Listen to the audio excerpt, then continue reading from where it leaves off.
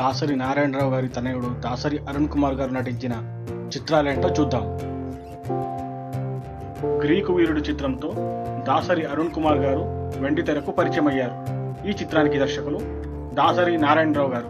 ఈ చిత్రం 1998లో విడుదలైంది. కృష్ణవంశీ గారి దర్శకత్వంలో వచ్చిన అంతఃపురం చిత్రంలో ఒక పాటలో మెరిశారు దాసరి అరుణ్ కుమార్ గారు. ఈ చిత్రం 1998లో విడుదలైంది. పెళ్లివార బండి ఈ చిత్రానికి దర్శకులు వీరు కే గారు. ఈ చిత్రం 1999లో విడుదలైంది. ఒరే తమ్ముడు ఈ చిత్రానికి దర్శకులు శ్రీ బాలాజీ గారు. 2001లో ఈ చిత్రం విడుదలైంది. చిన్న ఈ చిత్రానికి దర్శకులు దాసరి నారాయణరావు గారు. 2001లో ఈ చిత్రం విడుదలైంది.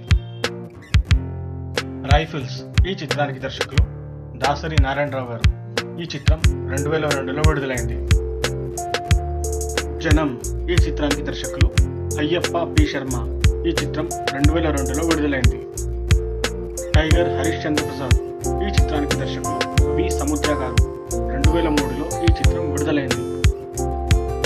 పెళ్లి కోసం ఈ చిత్రానికి దర్శకులు కొండలరావు అరిగెల మరియు దుర్గారావు గారు. ఈ చిత్రం 2004లో విడుదలైంది. సామాన్యుడు ఈ చిత్రానికి దర్శకులు రవికుమార్ చావలి గారు. 2006లో ఈ చిత్రం విడుదలైంది.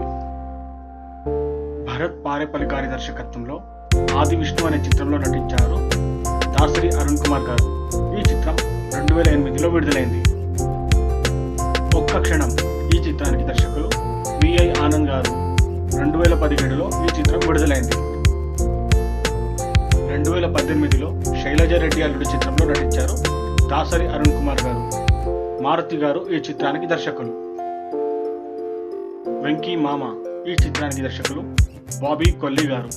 ఈ చిత్రం 2019లో విడుదలైంది.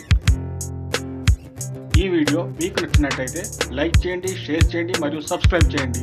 అలాగే ఈ చిత్రాల్లో మీరు చూసిన చిత్రాన్ని కామెంట్ చేయండి.